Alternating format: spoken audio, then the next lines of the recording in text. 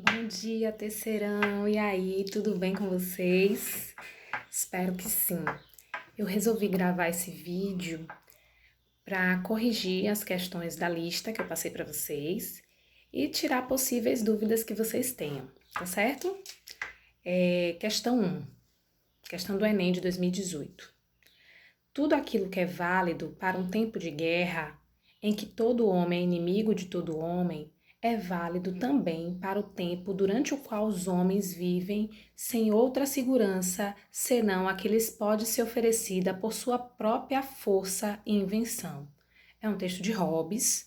Nós sabemos que Hobbes era um defensor do absolutismo monárquico. Texto 2. Não vamos concluir com Hobbes que, por não ter nenhuma ideia de bondade, o homem seja naturalmente mau. Esse autor deveria dizer que, sendo o estado de natureza aquele em que o cuidado de nossa conservação é menos prejudicial à dos outros, esse estado era, por conseguinte, o mais próprio à paz e o mais conveniente ao gênero humano. É um texto de Rousseau.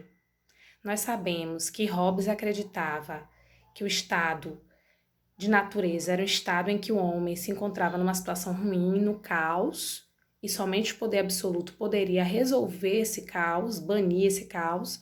Já Rousseau acreditava que no estado de natureza o homem, o ser humano, vivia em paz, em harmonia, que era a sociedade, a criação de regras, a criação da propriedade privada que levava esse indivíduo à infelicidade, certo? Vamos ver as alternativas. Os trechos apresentam divergências conceituais entre autores que sustentam o entendimento segundo o qual a igualdade entre os homens se dá em razão de uma, letra A, predisposição ao conhecimento. Os dois textos são textos políticos, não falam da obtenção do conhecimento. B, submissão ao transcendente. O que é o transcendente? É o que está além do físico. Os textos também não tratam sobre isso. Os textos tratam sobre a condição original do ser humano. C, tradição epistemológica. O que é epistemologia? É o estudo do conhecimento. Os textos falam sobre isso? Não. D, condição original, verdadeiro. O texto de Hobbes fala que na condição original o ser humano vivia no caos, já o texto de Rousseau dizia que na condição original o ser humano vivia em paz, em harmonia. Letra E, vocação política. Também não responde o que é solicitado pela questão. Então, questão 1, letra D. Questão 2, questão do Enem também, texto de Montesquieu. Para que não haja abuso, é preciso organizar as coisas de maneira que o poder seja contido pelo poder. Tudo estaria perdido se o mesmo homem ou o mesmo corpo dos principais ou dos nobres ou do povo exercesse esses três poderes: o de fazer as leis, o de executar as resoluções públicas e o de julgar os crimes ou as divergências dos indivíduos. Os poderes legislativo, executivo e judiciário atuam de forma independente para a efetivação da liberdade, sendo que esta não existe se uma mesma pessoa ou grupo exercer os referidos poderes concomitantemente. Texto de Montesquieu que fala da divisão dos três poderes, que a concentração dos poderes levaria à tirania. A divisão e a independência entre os poderes são condições necessárias para que possa haver liberdade em um Estado. Isso pode ocorrer apenas sob um modelo político em que haja, letra A, exercício de tutela sobre atividades jurídicas e políticas. Não, o que é que Montesquieu defendia? Que os poderes deveriam ser autônomos, independentes. B, consagração do poder político pela autoridade religiosa. Pelo contrário, Montesquieu defendia um Estado laico, assim como a maior parte dos iluministas. C, concentração do poder nas mãos de elites técnico-científicas. Errado. O que é que Montesquieu critica? A concentração de poder. Ele é a favor da divisão dos poderes, da autonomia entre os poderes. Ele acreditava que a concentração dos poderes levaria ao absolutismo. D, estabelecimento de limites aos atores públicos e às instituições do governo. Verdadeiro.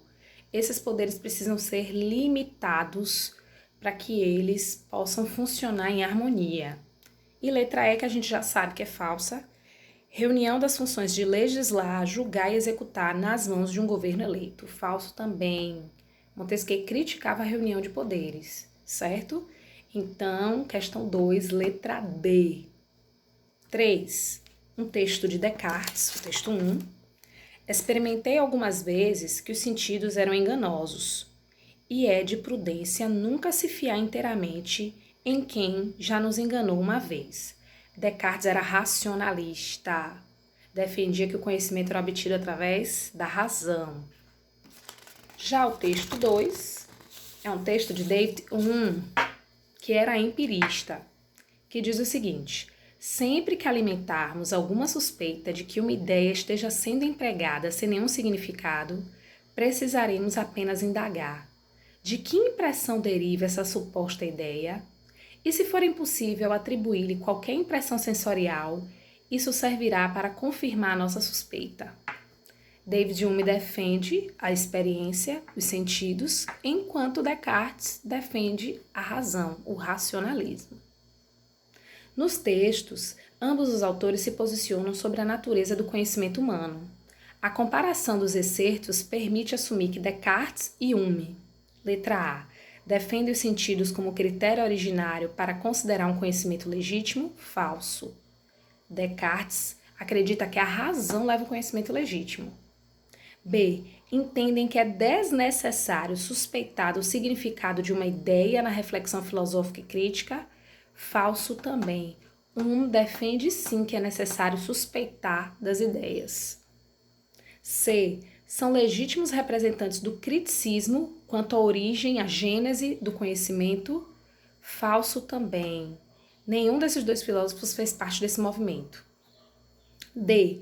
Concordam que o conhecimento humano é impossível em relação às ideias e aos sentidos. Falso. O conhecimento humano não é impossível para nenhum dos dois. Os dois consideram o conhecimento humano possível. Porém, Descartes acreditava que esse conhecimento era possível através da razão e através da experiência. E a letra E, que a gente já sabe que é verdadeira, atribui diferentes lugares ao papel dos sentidos no processo de obtenção do conhecimento. Sim. Para os sentidos eram essenciais e para Descartes, os sentidos poderiam levar a uma falsa verdade. Então, questão 3, letra E. Questão 4. Até hoje admitia-se que nosso conhecimento se devia regular pelos objetos. Porém, todas as tentativas para descobrir, mediante os conceitos, algo que ampliasse nosso conhecimento, malogravam-se com esse pressuposto. Tentemos, pois, uma vez, experimentar se não se resolverão melhor as tarefas da metafísica, admitindo que os objetos se deveriam regular pelo nosso conhecimento.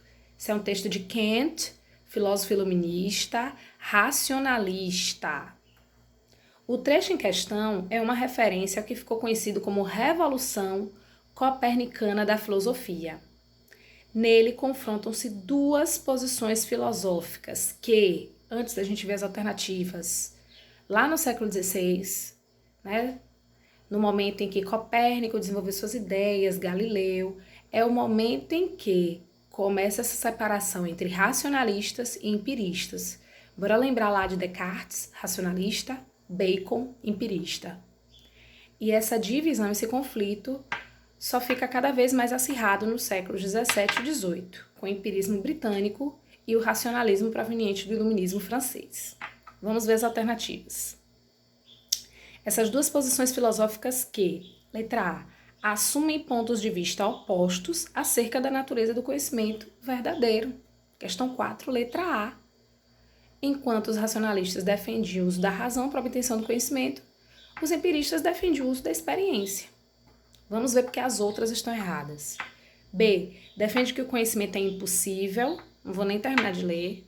Tanto racionalistas quanto empiristas acreditam sim que o conhecimento é possível, só que de formas diferentes. C. Revela a relação de interdependência entre os dados da experiência e a reflexão filosófica. Não. Para os racionalistas, a razão não depende da experiência. Então, essa interdependência aqui está errada. D. Apostam no que diz respeito às tarefas da filosofia na primazia das ideias em relação aos objetos. Os empiristas não defendem que a razão é mais importante do que os sentidos. Então a D está falsa. Refutam-se mutuamente quanto à natureza do nosso conhecimento e são ambas recusadas por Kant. Falso. Kant é racionalista. Só que é um racionalista que não despreza totalmente as sensações, as experiências. Ele tenta, na verdade, conciliar as duas coisas. Então, questão 4, letra A.